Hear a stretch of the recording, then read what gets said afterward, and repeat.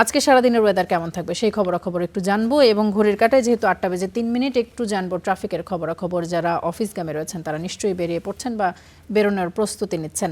আলিফ রয়েছেন সহকর্মী আমাদের অন্য একটি স্টুডিওতে এই খবরাখবরগুলো নিয়ে। আলিফ, তার মানে আপনাকে অসংখ্য ধন্যবাদ। যেমনটি আসলে বলছিলেন যে সারা দেশেই যেরকম বৃষ্টিপাত হচ্ছে, ঢাকায়ও গত কয়েকদিন ধরে বৃষ্টিপাত হচ্ছিল এবং গত 2 দিন ধরে মোটামুটি বৃষ্টিপাতের পরিমাণ কম এবং সেখানে কিন্তু যেমনটি দেখা গেছে যে এই বৃষ্টিপাতের পর আবার কিন্তু বৃষ্টির সম্ভাবনার কথা আবহাওয়া অফিস থেকে বলা হচ্ছিল এবং সেই জায়গায় যেমনটি আসলে আমরা দেখানোর চেষ্টা করি দর্শকদের যে যেহেতু ঘড়ির কাঁটা এরই মধ্যে 8:04 অর্থাৎ অনেকেই এই জায়গায় অফিসগামী যারা যাত্রী রয়েছেন তারা হয়তো অফিসের উদ্দেশ্যে বের হতে শুরু করেছেন এবং বের হওয়ার প্রস্তুতি নিচ্ছেন অনেকে। তো তাদের আসলে আবহাওয়ার পূর্বাভাস এবং ঠিক সড়কের যানজটের চিত্র কোথায় কেমন রয়েছে সেই ব্যাপারগুলো জেনে নিলে দিনের পরিকল্পনা সাজানো অনেকাংশে সহজ হয়। তো দর্শকদের সেই কাজকে সহজ করে দিতে আমরা যেটি করে থাকি, প্রথম আসলে যে আমরা দেখানোর চেষ্টা করি যে বিশ্বের বিভিন্ন শহরগুলোতে এই মুহূর্তে বায়ুমান কেমন রয়েছে এবং সেটি অংশ হিসেবে প্রথমে আমরা দেখতে চাচ্ছি এখানে আইকিউ এয়ার সুইজারল্যান্ড ভিত্তিক যে জরিপ সংস্থা তাদের সূচক অনুযায়ী ঠিক কোন কোন দেশের বায়ুমান এই মুহূর্তে কেমন রয়েছে এবং বিশুদ্ধ বায়ুর তালিকায় কারা কারা আসলে শীর্ষস্থানে রয়েছে। সেখানে যেমনটি হয়ে থাকে দর্শক আপনারা দেখে থাকবেন প্রায় প্রতিদিনই কিন্তু বিশুদ্ধ বায়ুর তালিকায় শীর্ষস্থানগুলো ধরে রাখে অস্ট্রেলিয়ার 3টি শহর রয়েছে, ক্যানবেরা, সিডনি এবং মেলবোর্ন। তাদেরকেই ঘুরে ফিরে খুঁজে পাওয়া যায় এবং আজও তার ব্যতিক্রম নয়। যেমনটি দেখা যাচ্ছে শীর্ষস্থানে রয়েছে ক্যানবেরা, তাদের বায়ুমান সূচক হচ্ছে 8 এবং দ্বিতীয় স্থানে রয়েছে চীনের শেনজেন প্রদেশ, অর্থাৎ সেখানে বায়ুমান সূচক 17 দেখানো হচ্ছে।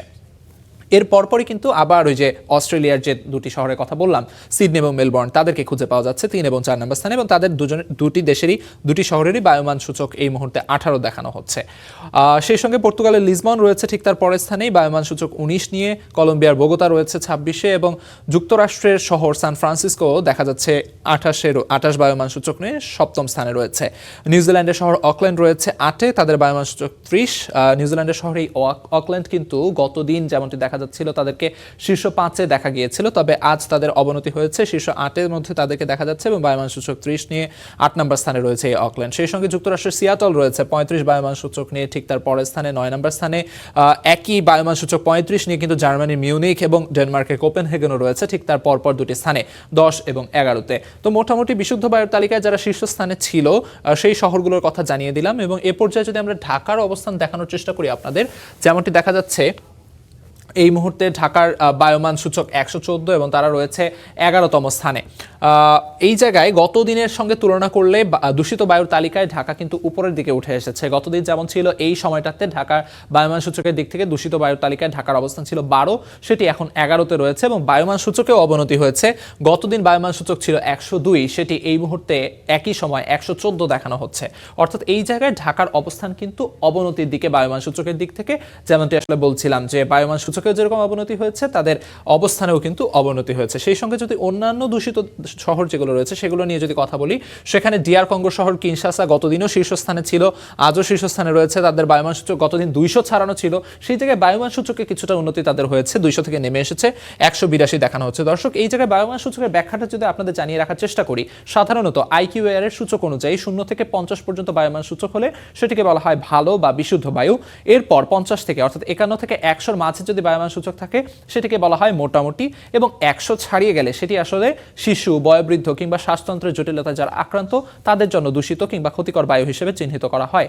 এর পাশাপাশি আসলে যখন কিনা 150 ছাড়িয়ে যায় তখন সেটিকে অস্বাস্থ্যকর বায়ু হিসেবে ধরা হয় এবং 200 থেকে শুরু করে সম্পূর্ণটাই পুরোপুরি অযোগ্য বায়ু এমনটি বলা হয়ে থাকে। সেই জায়গায় 182 বায়ুমান সূচক সেটি আসলে অস্বাস্থ্যকর বায়ু হিসেবে ধরা হচ্ছে কিনশাসার বায়ুমান সূচক। সেই সঙ্গে 150 ছাড়ানো বায়ুমান সূচক আরও বেশ কিছু শহরে আমরা দেখতে পাচ্ছি, যেমন 2 এবং 3-এ থাকা যুক্তরাষ্ট্রের শহর নিউ ইয়র্ক এবং মিনেপোলিসে, সেখানেও কিন্তু 179, 178 বায়ুমান সূচক দেখা যাচ্ছে। কাতারের দোহায় 167, কানাডার টরন্টোতে 159, ইন্দোনেশিয়ার শহর জাকার্তাকে সাধারণত দূষিত বায়ুর তালিকায় শীর্ষস্থানে দেখা যায় এবং বায়ুমান সূচক এরকম 159, 60 এ ধরনেরই থাকে। বায়ুমান সূচক আজ তেমনই রয়েছে, তবে অন্যান্য শহরগুলোর বায়ুমান সূচক ব্যাপক পরিমাণে খারাপ হওয়াতে কিন্তু জাকার্তার অবস্থান শীর্ষস্থান থেকে 6 নেমে এসেছে। সেই সঙ্গে পাকিস্তানের করাচিকে লাহোরকে দেখা যাচ্ছে 7 নম্বর স্থানে 151 বায়ুমান সূচক নিয়ে। উগান্ডার কাম্পালা রয়েছে 144 বায়ুমান সূচক নিয়ে ঠিক 8 নম্বর স্থানে। সৌদি আরবের শহর রিয়াদ রয়েছে 132 বায়ুমান সূচক নিয়ে ঠিক তার পরের স্থানে 9 নম্বর স্থানে এবং শীর্ষ 10-এর ঠিক 10 নম্বর শহর সেটি হচ্ছে ইসরায়েলের শহর তেল আবিব, তাদের বায়ুমান সূচক 126 এবং যেমনটি এর আগে বলছিলাম ঢাকা কিন্তু 11তম স্থানে রয়েছে।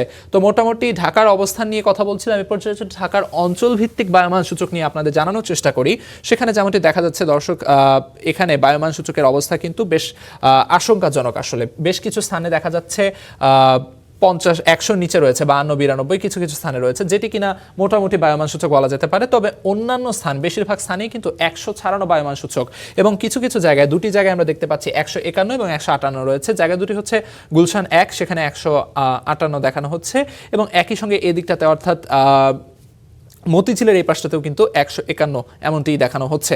এছাড়া অন্যান্য বেশ কিছু এলাকা, মিরপুরে যেমন 144 দেখানো হচ্ছে, এছাড়া মোহাম্মদপুরের দিকে 124 দেখানো হচ্ছে। বেশ কিছু জায়গায় আসলে বায়ুমান সূচকের বেশ খারাপ অবস্থা বিরাজ করছে, এবং তার পরিপ্রেক্ষিতে কিন্তু বায়ুমান সূচক যে খুব একটা ভালো সেটি কিন্তু বলা যাচ্ছে না।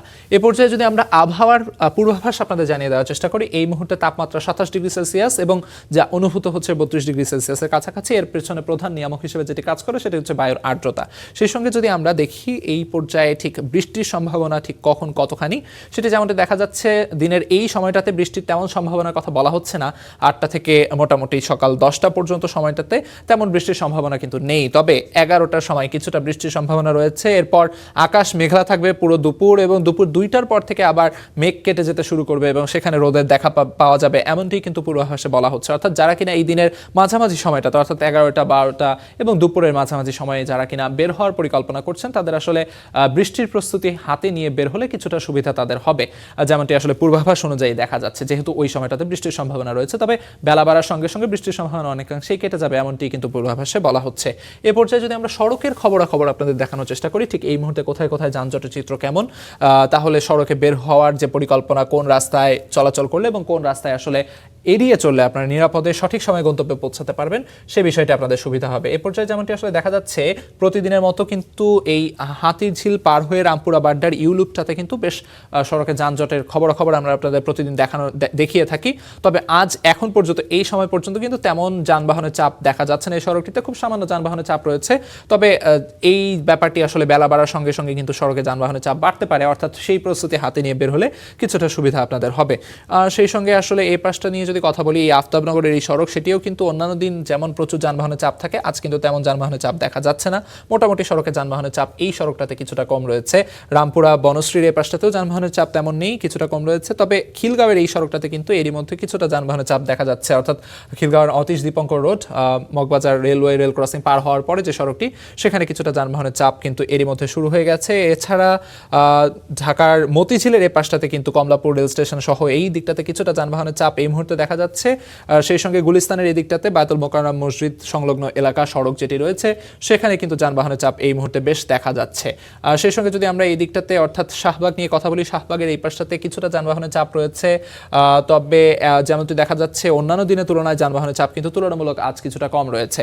এছাড়া যদি আমরা খেয়াল করি এই দিকটাতে, অর্থাৎ কাজী নজরুল ইসলাম এভিনিউ, এই সড়কটি যারা ব্যবহার করবেন, কারণ বাজারের এই রাস্তাটি, তাদের এই দিকটাতে তেমন একটা যানবাহনের চাপ দেখা যাচ্ছে না। তবে ফার্মগেটের এই দিকটাতে এসে তারা এই সড়কে কিন্তু বেশ যানবাহনের চাপ দেখতে পাবেন। ফার্মগেট থেকে শুরু করে পুরো বিজয় সরণির এই দিকটা কিন্তু এই মুহূর্তে যানবাহনের পুরো ঠাসা রয়েছে, যানজটের প্রচুর চাপ দেখা যাচ্ছে। অর্থাৎ যারা কিনা এই সড়কটি ব্যবহার করতে চাচ্ছেন এই মুহূর্তে, তাদের সময় হাতে নিয়ে বের হতে হবে, যেন নিরাপদে এবং সময় মতো গন্তব্যে পৌঁছানো যায়। সেই সঙ্গে মানিক মিয়া এভিনিউয়ে তেমন যানবাহনের চাপ দেখা যাচ্ছে না, মিরপুর রোডেও তেমন যানবাহনের চাপ দেখা যাচ্ছে না, যেমনটি আসলে বলছিলাম। এই দিকটা নিয়ে যদি কথা বলি, বেগম রোকেয়া সরণির এই সড়কটাতে কিন্তু এই মুহূর্তে যানবাহনের চাপ তেমন নেই। তবে মিরপুর 11 পার হওয়ার পরে এই সড়কটাতে কিন্তু বেশ কিছু যানবাহনের চাপ এই মুহূর্তে দেখা যাচ্ছে। যারা এই সড়কটি ব্যবহার করবেন, তাদেরও আসলে নিরাপদে চলাচলের জন্য বা সময় হাতে নিয়ে বের হলে নিরাপদে এবং সঠিক সময়ে গন্তব্যে পৌঁছাতে পারবেন, এমনটি বলা হচ্ছে। এই পর্যায়ে যদি আমরা ঢাকার প্রবেশদ্বারগুলো নিয়ে কথা বলি, যেহেতু আজ সাপ্তাহিক শেষ কর্মদিবস, এই পর্যায়ে কিন্তু এই দিকটাতে মাঝে মাঝে কিছুটা যানবাহনের চাপ দেখা যায়। তবে এখনও সেটি তেমনভাবে শুরু হয়নি। তবে মিরপুর বাংলা কলেজ, শ্যামলী এবং কল্যাণপুরের এই পাশটাতে কিন্তু কিছু কিছু যানবাহনের চাপ এরই মধ্যে শুরু হয়ে গেছে এবং যানজট রয়েছে। মোটামুটি সড়কের চিত্র দেখানোর চেষ্টা করছিলাম। মহাখালীর এই দিকটাতে আজ তেমন যানবাহনের চাপ নেই। অন্যান্য যে সড়কগুলোতে যানবাহনের চাপ রয়েছে সেগুলো দেখানোর চেষ্টা করেছি। Kamal Ataturk avenue, Gulshan avenue, এগুলোতেও তেমন আসলে যানবাহনের চাপ দেখা যাচ্ছে না। তো মোটামুটি সড়কের চিত্র ছিল এরকম, যেখানে বেশ কিছু সড়কে আমরা যানবাহনের চাপ দেখেছি, কিছু কিছু সড়কে এখনও যানবাহনের চাপ তেমন দেখা যাচ্ছে না। তবে বেলা বাড়ার সঙ্গে সঙ্গে সেখানে কিন্তু যানবাহনের চাপ বাড়তে পারে। সেই বিষয়গুলো মাথায় রেখে আসলে সময় হাতে নিয়ে বের হলে আপনাদের দিনের কাজগুলো আসলে সময় মতো করা সম্ভব হবে।